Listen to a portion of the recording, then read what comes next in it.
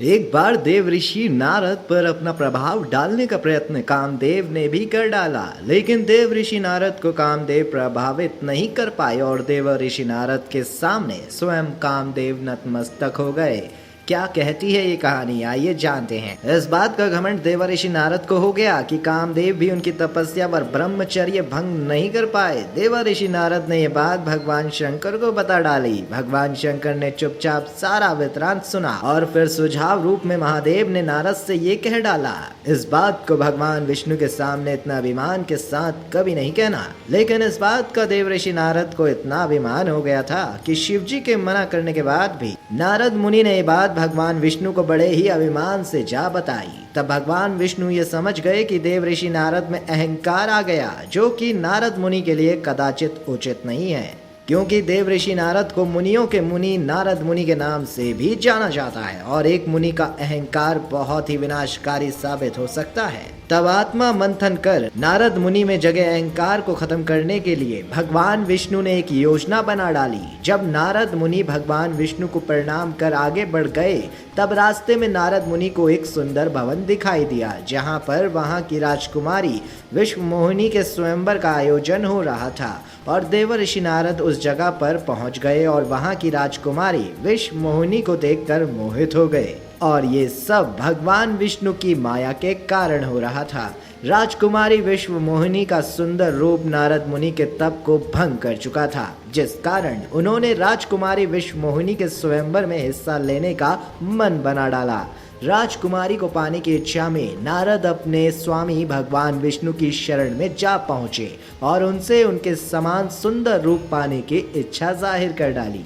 तब भगवान विष्णु ने नारद मुनि की इच्छा अनुसार उन्हें अपना एक रूप भी दे दिया। नारद नहीं जानते थे कि भगवान विष्णु का एक वानर रूप भी है, जिसे हरि रूप कहा गया है, और हरि रूप लेकर नारद उस स्वयंवर में पहुंच गए। उन्हें अपने आप पर इतना अभिमान हो गया था कि उन्हें लगा कि उनके इतना सुंदर विश्व में अब और कोई नहीं होगा, क्योंकि उन्होंने स्वयं विष्णु रूप धारण कर लिया है। और इस अभिमान में आकर एक बार भी अपना चेहरा उन्होंने दर्पण में नहीं देखा। नारद को इस बात का विश्वास हो गया था कि उन्हें देखकर राजकुमारी उन्हीं के गले में वरमाला पहनाएगी, लेकिन ऐसा नहीं हुआ। राजकुमारी विश्व मोहिनी ने क्रूरूप नारद की तरफ देखा भी नहीं और राजा रूपी विष्णु के गले में वरमाला डाल दी।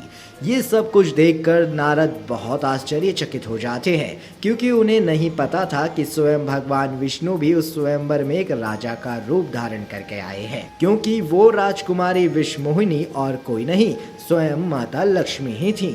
लेकिन मोह के कारण नारद मुनि की बुद्धि नष्ट हो गई थी। उसी समय शिव जी के गण वहां प्रकट हुए और ताना कसते हुए नारद जी से कहा, जरा दर्पण में अपना मुंह तो देखिए नारद जी। बंदर जैसा मुख बनाकर चले आए राजकुमारी विश्व मोहिनी से स्वयंवर रचाने। तब जाकर नारद मुनि ने अपना मुख दर्पण में देखा और दर्पण में अपना मुख बंदर का देखकर नारद जी को बहुत गुस्सा आ गया और उन्होंने तुरंत क्रोध में आकर भगवान विष्णु को ही श्राप दे डाला। मैंने आपसे आप जैसा सुंदर रूप मांगा था और आपने मुझे एक बंदर जैसा रूप कर दिया, मुझसे मेरा प्रेम छीन लिया। तो लो, मैं श्राप देता हूँ कि आपसे भी आपका प्रेम छीन जाएगा। आप भी वियोग की पीड़ा सहन करेंगे और अपने प्रेम को पाने के लिए इधर उधर भटकेंगे। तब यही बंदर आपकी सहायता करेंगे।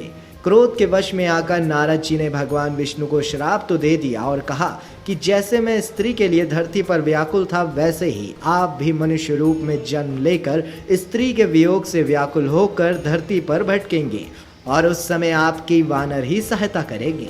लेकिन जब भगवान की माया का प्रभाव हटा, तब नारद जी को अपनी गलती का एहसास हुआ और उन्होंने भगवान से तुरंत क्षमा मांगी। लेकिन नारद मुनि के दोनों ही श्राप फलीभूत हुए। भगवान विष्णु को श्री राम के रूप में पृथ्वी पर अवतार लेना पड़ा और माता सीता का वियोग भी सहना पड़ा और वानरों की भी सहायता लेनी पड़ी, क्योंकि भगवान विष्णु ने खुद नारद जी से इस मजाक की माफी मांगते हुए उनका श्राप सत्य होने का उन्हें वचन दे डाला। और इसी श्राप के चलते ही त्रेता युग में विष्णु अवतार भगवान राम का जन्म सफल हुआ। बोलो जय श्री हरि।